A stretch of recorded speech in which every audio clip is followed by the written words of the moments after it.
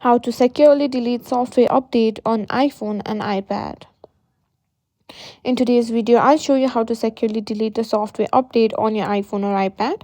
This can help free up space if you downloaded an update but don't want to install it just yet. Let's get started. First, open the Settings app on your phone. Scroll down and tap on General. Next, scroll down and tap on iPhone Storage or iPad storage. This is where you will show a list of all the apps and files on your devices. Scroll down until you find the iOS update or software update option. It means something like iOS 17 or iOS 18 dot something.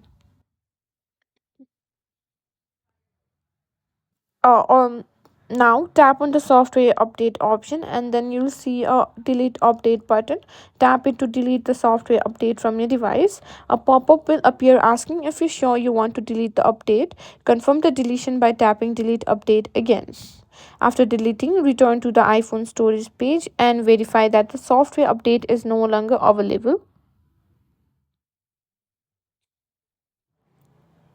And that's it. That's how you successfully delete the software update from your iPhone or iPad.